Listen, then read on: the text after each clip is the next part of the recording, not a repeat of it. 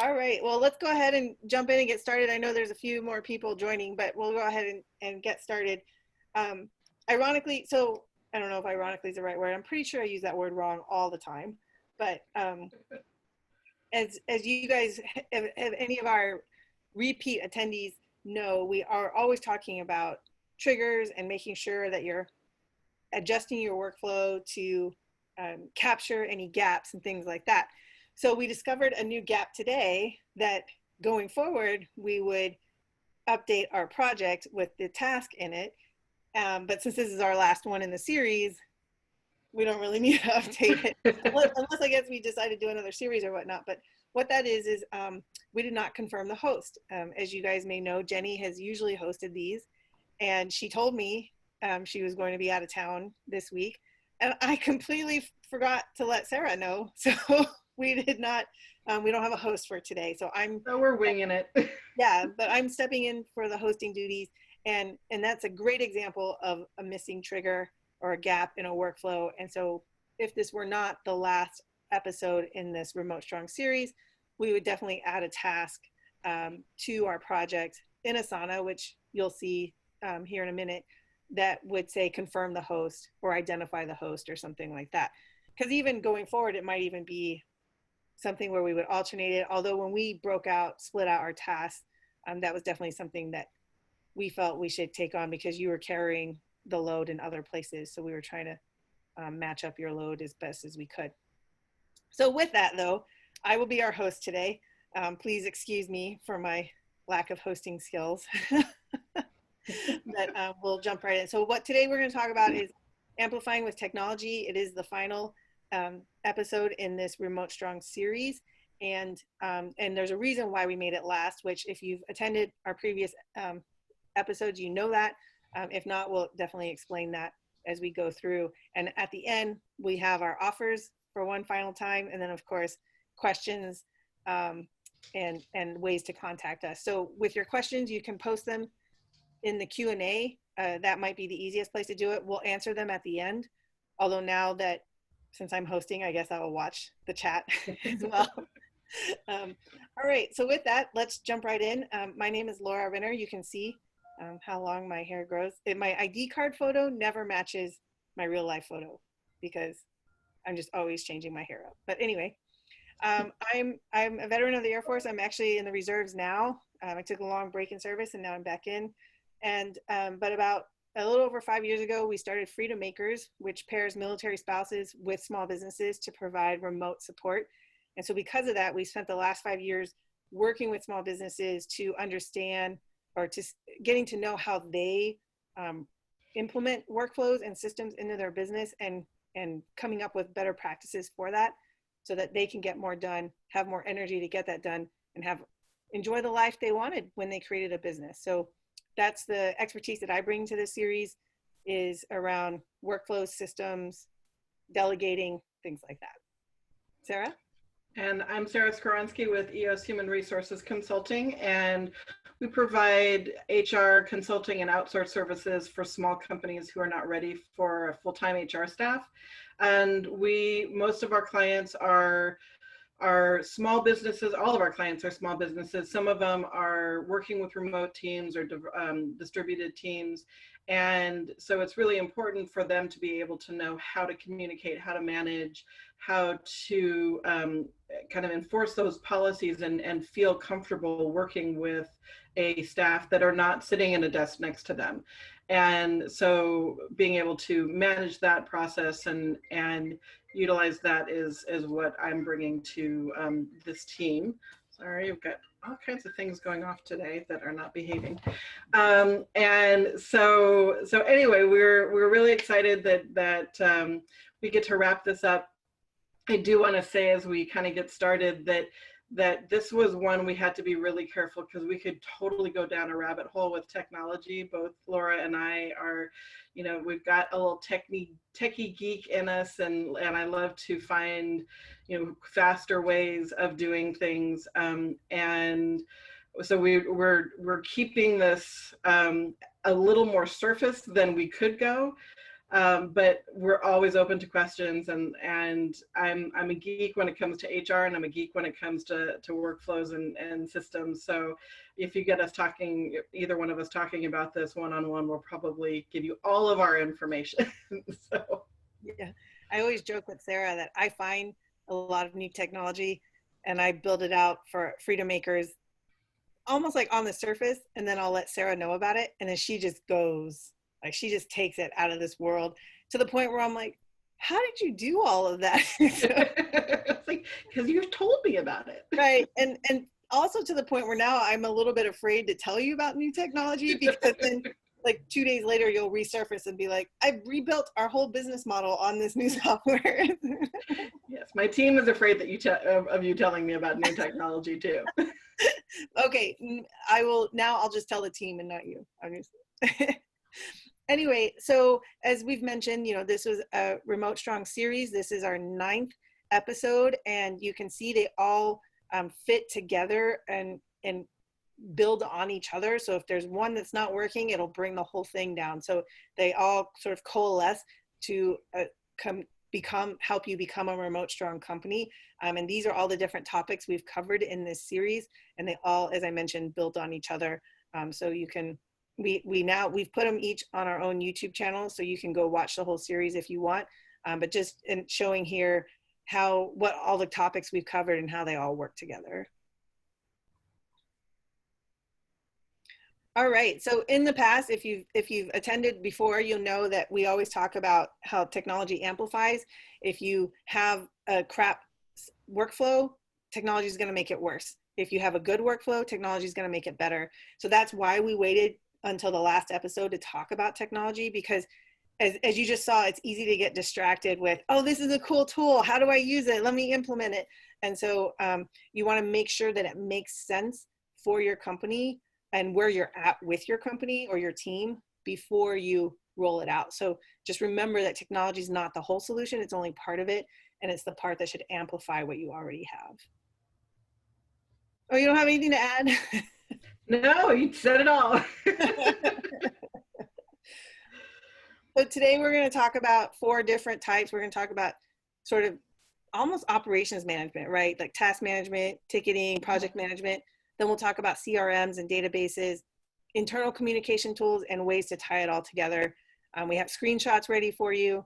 We're going to try and make sure we avoid rabbit holes so we can stay within the hour to get this done.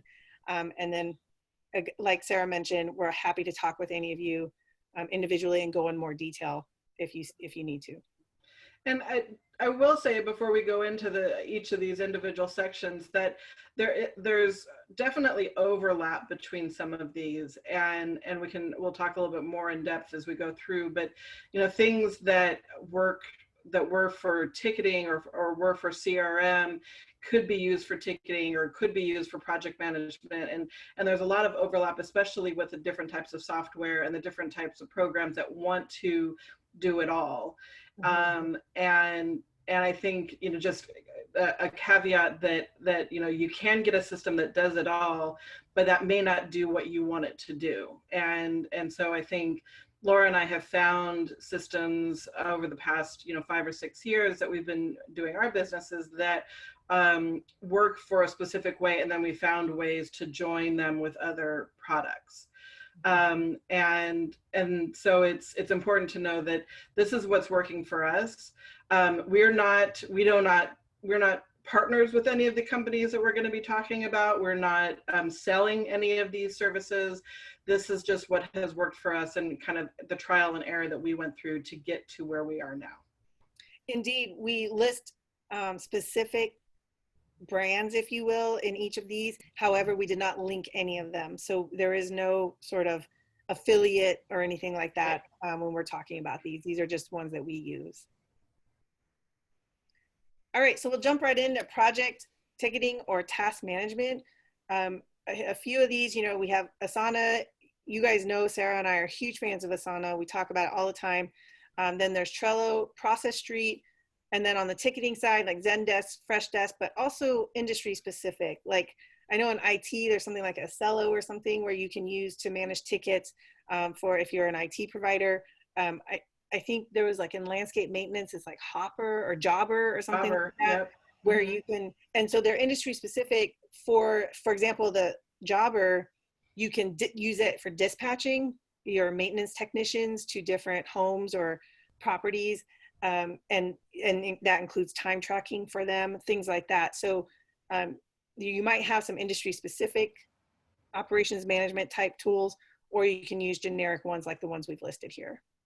Right. And I think between us on the project management side, we've have some experience with all three of those.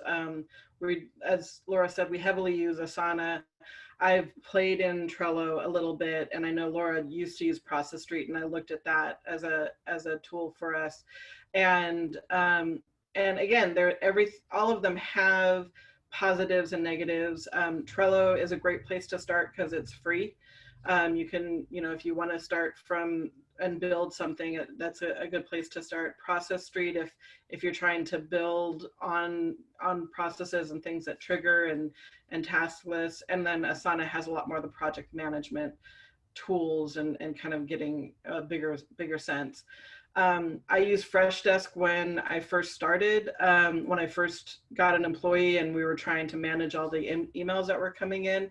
And actually what I found was that was too much for me at the time when it was just two of us doing the work. And so it's really important to also know what works for your size and what can you grow into. So there's some where, like Asana and Trello, where you can start small and you can grow into something. And then there's others that you start and you really don't need it until you hit a certain point. And so then it just becomes overwhelming to look at. Right. And I'll add to that, like I've not personally worked in Trello, but it's the boards setup, right? And Process Street is more like a checklist. And so it can also be what's visually appealing to you or what resonates with you. So if you like the boards, Trello might be a good fit for you. If you prefer checklist going down the list, then Process Street might be better for you. But to that point, like, I hate to admit it, I used to rail against Asana. I used to tell people, oh yeah, it's so complicated. Why would you use that? But then we got to a point where we sort of, for lack of a better phrase, outgrew Process Street. So we needed something more sophisticated than Process Street. And I say that with love. I absolutely love Process Street. I still recommend it to anyone and everyone, especially if you're just getting started with capturing your workflows. Then something simple like Process Street and Trello are good. And then to Sarah's point, because if you start with something like Asana, it might be overwhelming to begin with. So just start where you are, type thing. So again, when we talked about technology amplifies, when you're setting up or using any of these tools, really think through the triggers. Think through, where are you finding gaps in your workflow, and how can you fix it? How can you create a trigger for that so that that gap doesn't exist anymore? So just the example we were talking about, if we were going to be doing another episode, or if we do another series in the future, we'll need to make sure we add a task saying ID and confirm the host. That would be the trigger, is that task coming up. And it might even be that maybe you need to think upstream so that you don't need a trigger because you've already taken care of it. You've taken sort of preventative measures for it. Right. And then you also want to make sure that you're tracking from start to finish, that you see it all the way through to the end. So just as it's important to go maybe take a look farther upstream, it's also important for you to make sure, okay, is this actually done? So for us, a lot of our checklists and a lot of our task management goes around onboarding new employees for our clients. And when I first started working with clients and doing consulting, I would sort of stop at one point, and I would get questions back of like, well, was this done, and was this done, and was this done? And without having that checklist, without having those tasks all the way through to the point where this person is onboarded, is ready to work, then I couldn't really say whether it had been done or not and who was responsible for it. So that's really seeing, not only like what's being done, but who's responsible for it. Mm-hmm. And we do in Asana, for at least our client onboarding, we have the progress tracker, and so it's always fun when we Erin will change it to the status to say complete. Right. She does it with an exclamation point, so it's like complete, you know. So here is a screenshot of Asana. This is one of our templates that we use. So whenever a new military spouse wants to join us, we go through these steps, and you can see the steps are pretty specific. And even if it's like a little minor detail, like where to move that person within our CRM, which we'll share with you in a minute, or inviting them to our Facebook group. Like, we get very detailed in these. You can see that the assignees are pre-assigned within the template. So when we launch a project from the template with a specific Freedom Maker, the tasks are automatically assigned, except for, you can see there are 2 blank ones, and that is assigned once we know who's going to be speaking with that new Freedom Maker, and therefore who's going to be adding the notes of the call to that Freedom Maker's profile. So let's say Sarah Skoronsky wants to join, wants to become a Freedom Maker. She'll fill out a form that sends us an email, and when she does that, that launches this project in Asana named Sarah Skoronsky, and then whoever the call is scheduled with will be assigned those 2 tasks. And so this is just kind of shows you, obviously I like checklists, so we have it set up in the list form. So this shows you an example of a project within Asana. And one of the nice things with Asana, and you know, I'm sure any kind of tool, but you can have it where you have people assigned or you don't. You can also have it in a template where you have a date range set up so that when you trigger something, so for us, we do it based on hire date. So we have everything sort of surrounding that hire date, and we can say, okay, the hire date is this, and that creates what, like how far in advance we need things done, and how much after that hire date do we need things done, so that everything gets completed. And when we start the template, when we actually create the or use the template, we put those dates in, and it automatically will fill in all those dates for us. Yep, fantastic. And so this is kind of taking it out a step, and this is looking at a tool called Portfolios. Thank you. I was like, it starts with a P. And what Portfolios do is allow you to take projects that are similar. So in this case, this is all of our new hire projects for different clients, and it allows us to see them all at once and see where they are. So we can track where things are happening, how many new hires we have going on for different companies. We can see where they are. The hire date will show us, you know, how far out is this? Do we have time for this?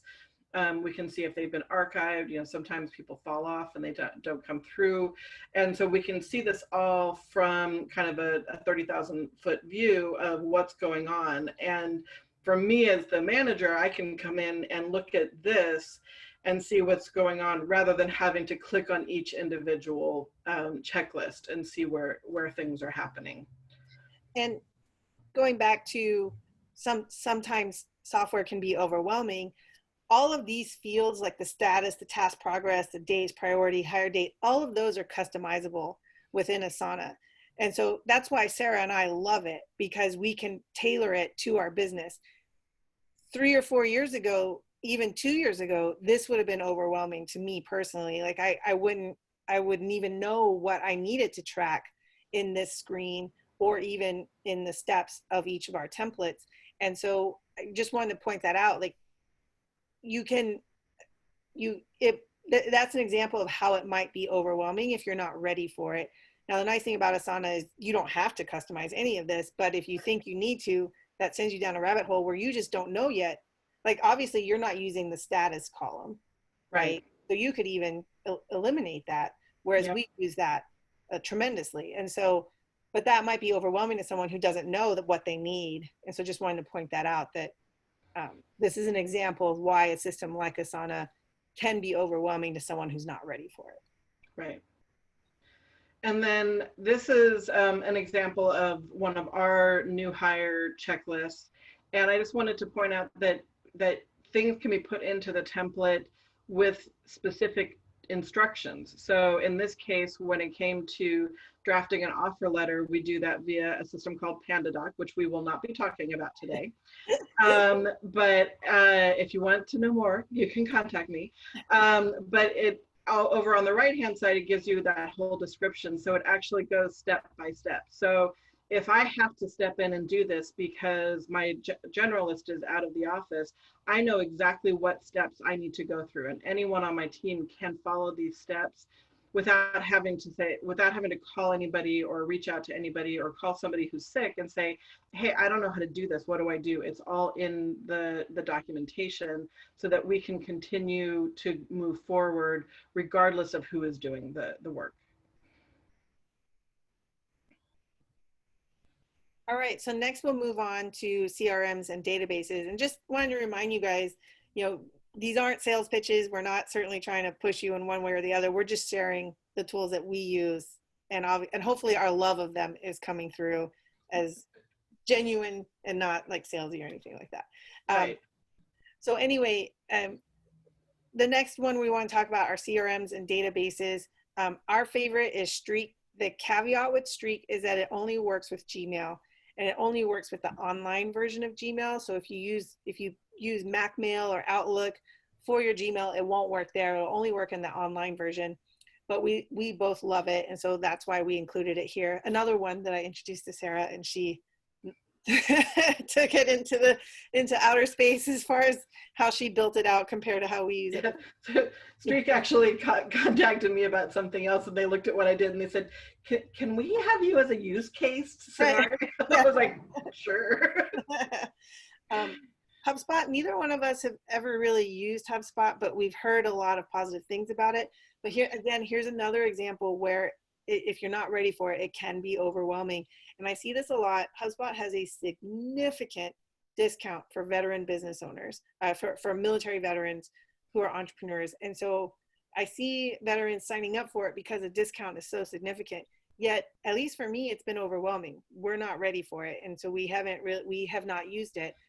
But just an example. And again, we shared it just because it seems pretty popular. And then on the database side, Nack and Airtable are two sort of user-friendly ways to build databases, and we'll go into more detail on that in a little bit. But I use Nack more, and Sarah uses Airtable more, so we'll be able to share about each of those as well. So with both of these, you want to be careful that you don't bite off more than you can chew. You want to make sure that you have something that you can use where you're at. And so, Laura jokingly said that I took Streak to another level, but I didn't start out there. I mean, I started off, in fact, I think the first time I looked at it, I was like, what is this? And it took me some time to play around with it and figure it out and kind of dig into it. And then for me, my personality and the way I work with systems is once I got on a roll, I was like, oh, it can do this and it can do this. But I also had to pull myself back because that became hard for my team. And so making sure that not only what you're doing, but what your team can handle is making sure that they understand what can be done. This is so I think any kind of system that you're looking at, you just want to make sure that you're not using it, you're not expecting more than where you're at. Right. And then next up, be wary of repeat data. And I think, for example, this happened, just Sarah using you as an example, right? So in Streak, you can create tasks in Streak, but you can also create it in Asana. So for a while there, you were kind of doing both. And same with us with Streak and with Slack, which we'll talk about next, where we were talking about clients in both Streak, our CRM, and Slack, our internal communication tool. And I kept insisting on doing that. And finally, my team was like, we don't need it, especially once we rolled out Asana. They were like, why are we still using Slack? And so I finally relented and let go of Slack. So you just want to be careful of, or be wary of, are you capturing data in multiple places when you don't need to? Of course, if your systems don't talk to each other, which is highly feasible, of course you want to capture it in multiple places. Or if you feel more comfortable with it, like I still capture some stuff in Excel, even though we capture it in our systems because that's my security blanket. Then of course you want to make sure you're backing up your data as well. But so just be wary of are you tracking it in multiple places when you don't need to? Right. And then making sure the information is pertinent, and that you're not tracking things you don't need to. And the nice thing about some of the systems that we were talking about is the flexibility, is the ability to customize. And there have been times that I've gone back and I've deleted fields out because we just didn't need that field anymore. We didn't need that information. It wasn't going anywhere. It was just noise. And to be able to do that and not feel like, oh, I'm losing my entire database because I just don't want to see that anymore, is nice. And having that flexibility is good. And knowing what you need to know and what you don't need to know. And you know, the same is true on the other side of that, of like, hey, we need a place where we can see this information, and having that ability is really, really good. Right. I think this is a delicate balance. You know, one, as your business grows, what is pertinent will change.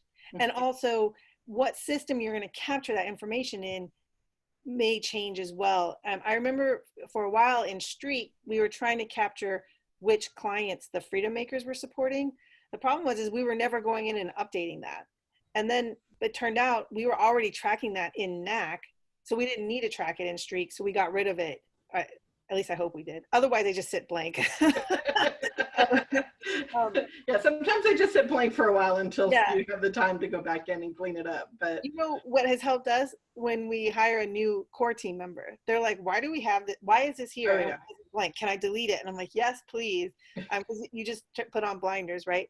But also, as you grow, the information you'll need is more. Like I've talked with clients who are like, "I want to track this, this, this, this, and this, and this, and this, and this, and this, and this." And it's like, do you need to track all of that, or is that just a nice to know right now? And so that's what we're in that phase right now, where it's like, you know, we could really use some more data to help us with decisions about next steps in our business kind of thing. So now we're kind of reviewing and adding what data do we need and what's an easy way to track that data, so that we can start to make more guided decisions, if you will. So that may change, or that will change as your business evolves. Right. So this is a copy.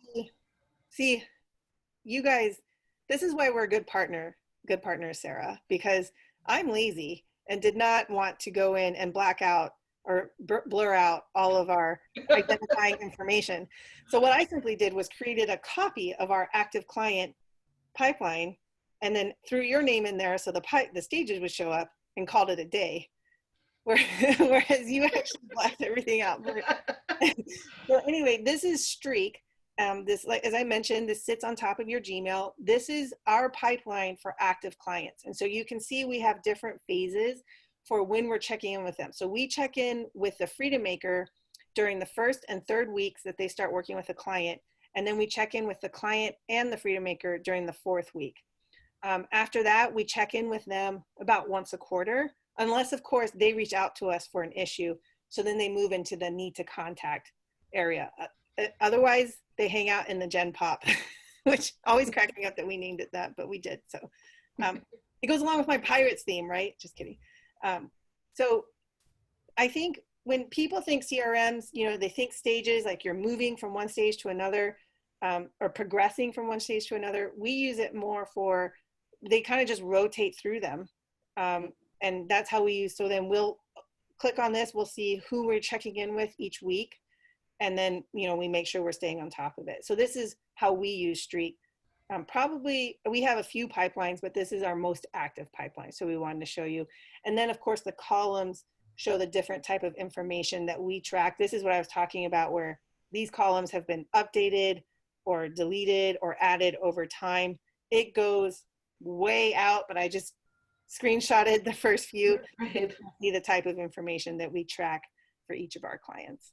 Right. And so this is a pipeline, and you can have multiple pipelines. So this is how you're tracking people going through this process. I have a sales pipeline, I have a customer support pipeline, and we use the customer support is anytime an email comes in that's not sales related, then it generally goes into customer support, and then it gets we can assign it to different people, and that one has the stages of moving through. Okay, are you Are you new? Are you assigned? Are you reviewing? What are we doing with this so we can kind of keep track of that. And then the line where it has my name on here, this is what they call a box. And so in the box is where you kind of have all this information. And so this is an example from our customer support pipeline. And the custom columns over on the right-hand side show the different items that we can add. So we have, when we're looking at a customer support box, we want to know who is the customer, you know, what kind of, who's following it. We can see who's assigned to it. The stage is up above the red box on the right. And then on the left, there's all the different content for this box. And one of the nice things one of the things I really liked about Streak is, well, two things that were really important to me. One was that it sits on top of Gmail, and which makes it really easy to use. I didn't have to go into another system to work on it. I could work on it directly from Gmail. And I know that there's a lot of things where you can do interactions and connections and stuff, but they're always more clunky. This is right there. And the other thing is that you can take multiple emails and you can assign them into one box. And so for us, that's really important because we may be working on a disciplinary issue with an employee. And so we've got a whole bunch of email strings from the manager that's coming in. And we have a whole bunch of email strings that are about the employee, and we might have some from other people. We don't want those crossing. We don't want we don't accidentally send the wrong email to the wrong person and have that information, but we need a way to kind of contain it all. And this really gave us that ability to contain it all and to be able to see all the information in one place without having to find different tickets. And I don't know, I think with Freshdesk, it kept recreating tickets or doing things, and it wasn't working for us. But we could also upload files, and if there's attachments, those get uploaded here as well. If you want to just make comments, this does have a task list as well. We don't use that. We did use that initially, and then we moved away when we started using Asana more. If you have a call log or a meeting note, you can add those directly in here, so you can keep the whole life of that issue within this one box. Mm-hmm. One of the features they recently added to Streak was that now you can have an email in multiple boxes. Mm-hmm. So the other thing we get is we want to do this for this employee and this for this employee, and it would become difficult to manage that. But now we can put that one email into a box for each of those employees and follow up on that. So it's just the flexibility that it gives us has been really, really useful. Here is an image of Nack. So Nack and Airtable are two sort of user-friendly, if you will, databases that you can build. And I say user-friendly compared to Microsoft Access. So you kind of you still have a general idea of how databases work, but you don't need to be, if you have that in place already, then you can pretty much go in and use Nack and Airtable right off the bat. You wouldn't have to get training like you would in Access. And that was always frustrating to me, that I couldn't use Access because I didn't know how, and I couldn't figure it out just from messing around with it. When we were practicing, we realized the main difference between Airtable and Nack is Nack gives you the ability, at least for me, Sarah is the tech guru, so she could probably do this with Airtable, but for me at least, you can look at individual pages in Nack, whereas Airtable is more like a grid. So in this example, this is our hours balance database. So we're tracking, how many hours the client started with, how many they purchased, how many have been used, what's remaining, because all of our clients are on prepay, and then, whether or not they're active. And, we track a few things here, but if you see in the middle, there's a view client.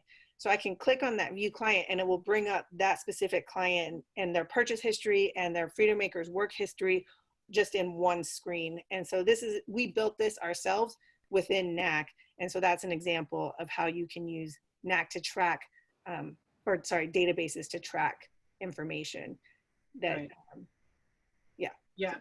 Yeah. And I don't have a screenshot of Airtable.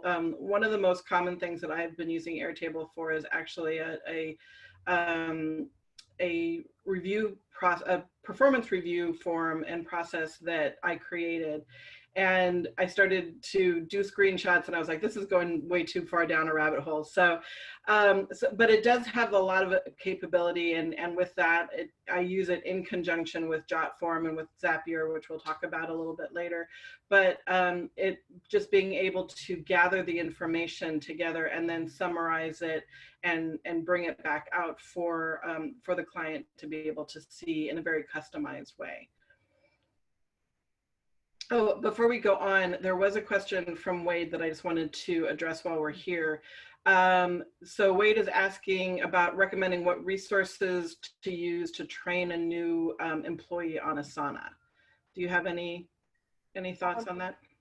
So Asana has a lot of online training that is accessible with your subscription. And I think even outside of that, and you can hire sort of Asana certified trainers. We had been using one. We had a Freedom Maker who was Asana certified, and she ended up getting an amazing full-time offer. So she went on pause while she works this full-time job. And so, but that said, you know, you can find certified trainers anywhere. Shameless plug, you know, even people like us who know how to use Asana, we can, you know, I mean, Freedom Makers, like we have people who could probably train as well, but you know, they're not certified. So, but if they're tech savvy, maybe just start with the online university that Asana has, or consider hiring a certified trainer to help you implement it. Yeah, and I think for us, I encourage the people to view the videos and go online. They have a lot, and every once in a while, if I'm looking for something or how to do something and I come across a video, I'll actually send that out to my team and say, hey, you know, make sure you know how to do this, especially if it's something that I'm going to be implementing into our processes.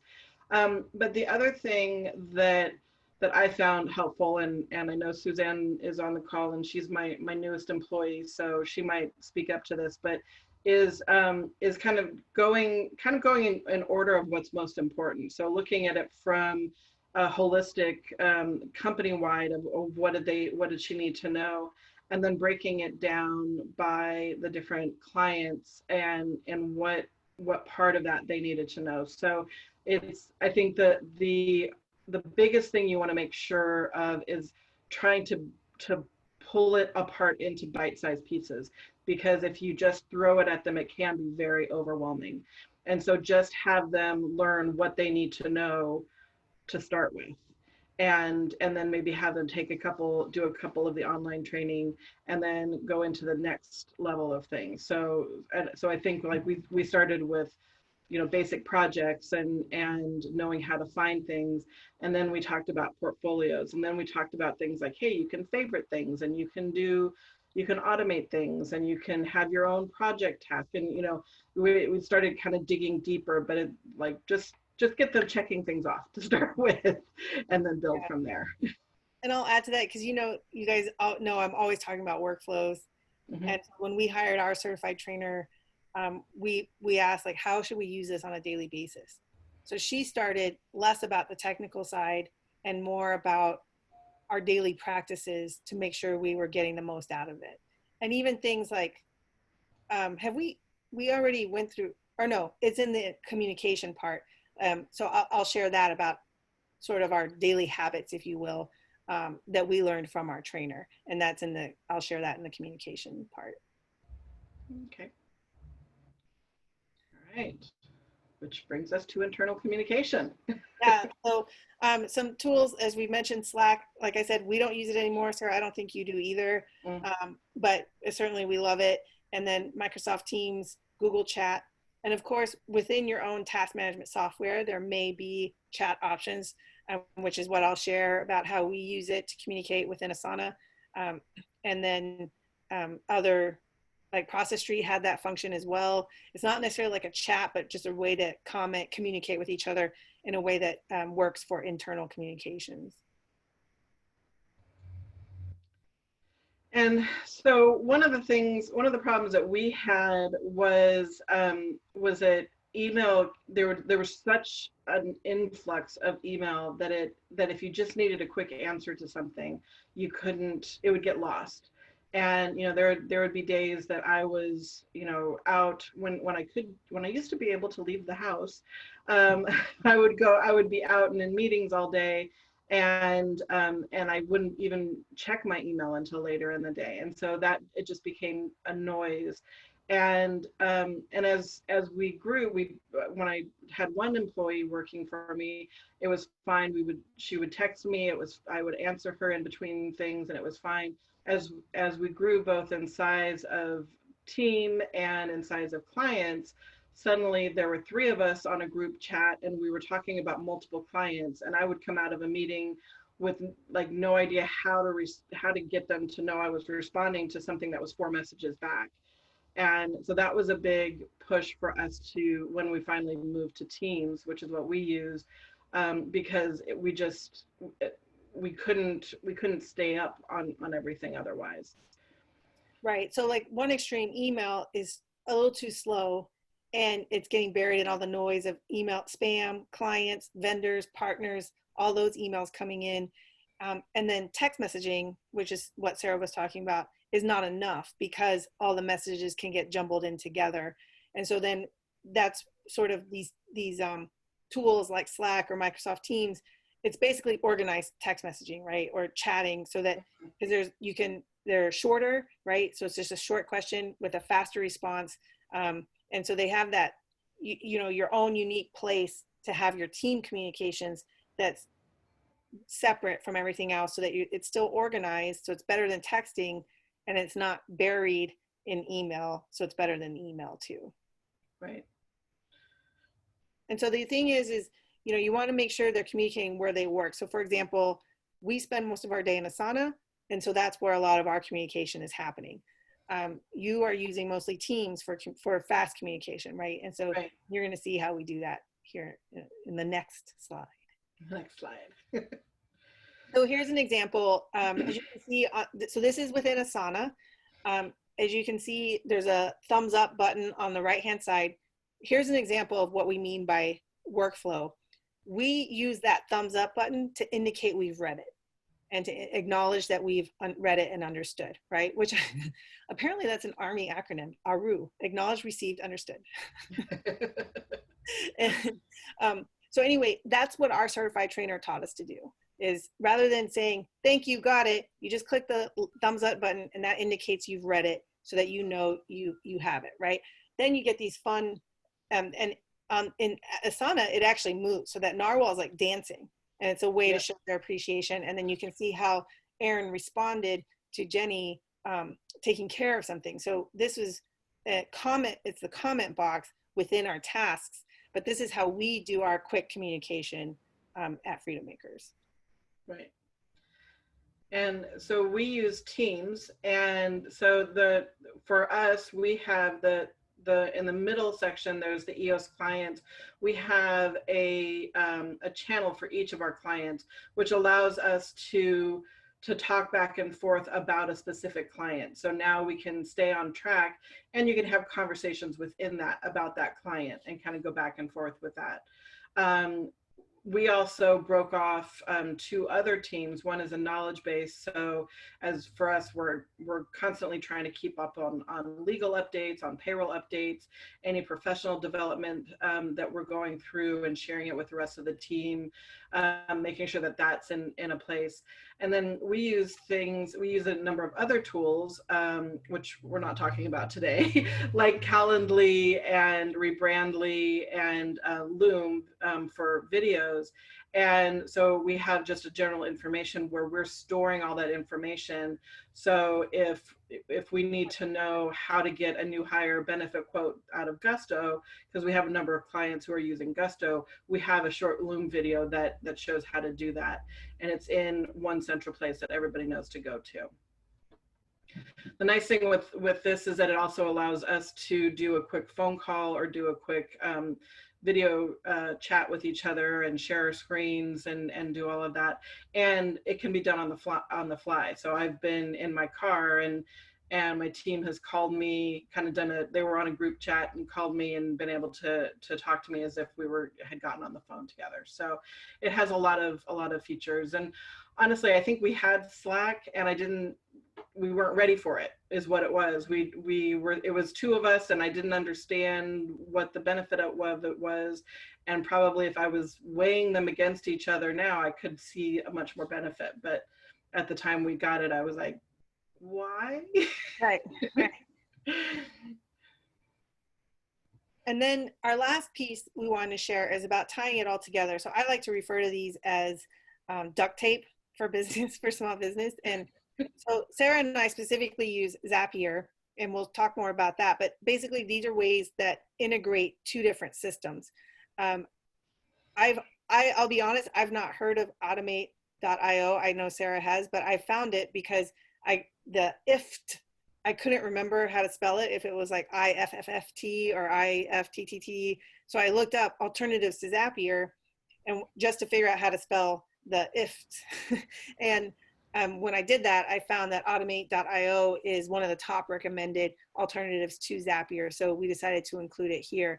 IFT stands for if this, then that, which is basically what all of these are. And so they're, basically, like I said, duct tape for small business. Of course, you might also have in-app integration. So for example, Asana and Gmail integrate with each other, so we don't need to use Zapier to get them to talk to each other. Or we use Jotform heavily, which we didn't talk about today either. And so if someone completes a form in Jotform, we might use, that integrates with MailChimp. So then if, say, for example, a client purchases ours, we'll use that as an indication that they want to join our mailing list or add them to MailChimp. And Zapier and MailChimp already have that integration, so we don't need to use something like Zapier for that. Right. And Automate, I know of Automate. Automate almost works exactly like Zapier. I think that there may just be some software, some systems that are on Automate that are not on Zapier, and vice versa. But they're now all growing. I mean, I think Zapier has like 10,000 different applications that you can connect to each other. So they're adding more, and you can get pretty crazy, because I like to get crazy with my Zapier. So it's hopefully trigger word is now a trigger word for you, or hopefully triggers is now a trigger word for you. But that's the thing, when you're looking for triggers and you have gaps between your systems, that's a time to think of something like Zapier, where you can tie them together to bridge that gap. And again, head upstream, think of ways to prevent the gap rather than addressing the gap after it happens. And then if you can, automate it. And that's what Zapier and all these other ones offer, is a chance to automate bridging those gaps when they occur between systems. Right. So here's an example that we use. When someone makes an appointment with us in Calendly, we use Zapier to automatically create a project in Asana for us based on the appointment. So it has all the follow-up tasks, if you will, based on that call. So that's an example of how Freedom Makers uses Zapier. Right. And for us, when you have an order that's placed using Jotform, like our pandemic policy package, and you're not currently a customer, it automatically adds you as a customer into our QuickBooks. So it can easily takes that thought out of it. It's automatically there. So this is a screenshot of Zapier. When you go there, they will have sort of recommended Zaps for you. And ironically, they are suggesting that I try EverHour, which we don't have EverHour, but we were testing it out for a while. And that's a great example. EverHour is a time tracker that integrates with Asana. And so if you were to use Asana and a time tracker with EverHour, you wouldn't need Zapier. It automatically integrates with each other. But if you want other ways, so just here are some suggestions that Zapier had for how to use the EverHour timer with other apps that they already have. So these are pre-built, and you can just launch them and customize them, or you can build your own. But just an idea, some suggestions for how you can use Zaps to bridge your gaps. Oh, that rhymes. the irony is when we did our practice session, I did that. Oh, that rhymes. And I totally forgot about it until just now. So that was kind of staged, but not. And so this is an example of a workflow that we did with a Zap. And so when we have a new client who goes through the sales process, they go through it in Streak. We manage that in Streak. And once they become an active client, we update that box in Streak. So when that happens, and it only will continue, so it will filter out that it only happens if we've won that client, we've won that deal. Then it will find the client, it will create a QuickBook, the customer in QuickBooks, and it will add them to our MailChimp subscription, so that all of that is done without me having to think about it, because I was frequently getting to billing time and realizing with new clients that I hadn't billed them because I forgot to put them into QuickBooks. So it's just that, those little things that if it was in QuickBooks, I would remember, but because they weren't even there, out of sight, out of mind. So this brings up 2 points for me. One, that's a great example of how you went upstream to prevent a gap in your workflow. Mm-hmm. 2, here's an example of how Sarah takes things to outer space. This is actually quite a complicated Zap, which I know I couldn't figure out how to do this, yet Sarah was able to do it, right? So Sarah likes to beat things into submission, and this is how she does it. That is one of my favorite sayings. I will beat it into submission. And another example that actually just happened today, one of our clients is going through their review process, and I built out I have everything organized in Airtable. And the next step was to send out a notification to the employees and to the employees to do a self-review and to do peer reviews. And it was complicated because there were some employees that didn't have to do reviews, but they did have to do peer reviews. And so it was a very kind of back and forth complicated situation. And I got everything set up in Airtable, and I created a Zap that said when they fall into this view, which you can make them, go into a view in Airtable, then an email goes out. And I had to warn my HR generalist, don't freak out, because there's going to be about 100 emails that are going to go out, because I went through and updated them into that view, and it automatically sent out those emails. And so in 30 seconds, I sent out about 75 individualized emails that had the person's name, and it had the people they were supposed to review and when things were due. And it's, getting that set up on the back end, so I didn't have to create individual emails, which could have then also, which I've done in the past, and ended up putting the wrong names on things and giving, having the peer reviews in the wrong places. So having it in a static place and pushing that through was very helpful to me, because I could see it. It's right here, it's going to go there. So these are all of the tools that we're going to go through, that we're kind of digging into today. What I did want to say is we mentioned a couple others. So just to give them a shout out, we both use JotForm a lot. That's another tool for creating forms, and there's a lot of capability. I use it for an employee action request, or basically a personal change form. We use that for all of our clients. We use it for reviews. We use it for just updating information. We use it for order forms. So there's a lot of capability with that. We use Calendly a lot. That's another one that we use. Rebrandly is like Bitly. It makes shorter URLs if that's something that you need to do, because you're creating all of these forms that have these crazy long URLs, and now you want it to make a little more sense. What are some of the other ones you're using, Laura? I think those are the main ones. Also, I'm impressed that we got down to, or that we finished before the hour ended. Right. I do want to leave at least a minute for questions. So, yep. But those were probably the main ones. Yeah.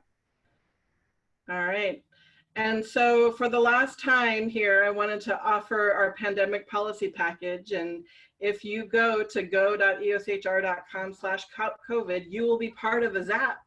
you will go through our Zap and you will be added to our mail list. And you will be added into QuickBooks. But we are offering this. This is a regularly priced at $149. That price will be going up on July 31st. But right now we're offering it at $99. So if you'd like to take advantage of this, this is the FFCRA policies that you're required to have. Remember that as employees go back to work, we're not done with COVID yet, and you still may have to deal with this. And so at least until the end of the year, these policies are in place. So if you or another business owner needs to have these policies set up, please let us know and we can help. And then we're offering the battle rhythm review. So if you want to go over the gaps that you are seeing in your workflows, we can go over them with you and offer reviews on how you can improve those gaps, whether that's by creating a trigger or going upstream or anything like that. And you can use the QR code to point your phone at to go to the link, or here is the bit.ly link, which will take you to Calendly and create an appointment for you, which will then create a box for you in Streak for us so that we can make sure we follow up with you and go from there. All right. And even though the Remote Strong is coming to an end, the series is coming to an end, the EOS HR Power Hours will continue on. If you'd like to, if you're not already and you'd like to be signed up to find out about those will be happening. Right now they're happening every other week. Our next one is on professionalism in the workplace, especially dealing with professionalism now that we're not necessarily in the workplace, and how is that going? Is that going to work for us going forward? So you can go to go.eoshr.com/power hour if you'd like to get on the mailing list for that. All right. So with that, we want to open it up to questions. Are there any other questions? Oh, we'll miss you too. And so, Mark said, thanks for throwing a spear through HubSpot. I've been on the verge of buying into it. Oh, sorry. I hope I didn't. But yeah, so thank you all. This has been a great journey for us. We were excited and really fulfilling to be able to share how we have operated remotely. And hopefully that has helped a few business owners out there adjust to being remote during time of COVID. And so I think our next slide, we have our contact information. If you would like to reach out to us, we're happy to talk about any of our topics that we've shared during this 9-episode series. And so with that, look at that, we're right on time. We were so worried we were going to go over because but we had to cut it way down. Yeah. Thank you so much, everyone. Thank you, everyone.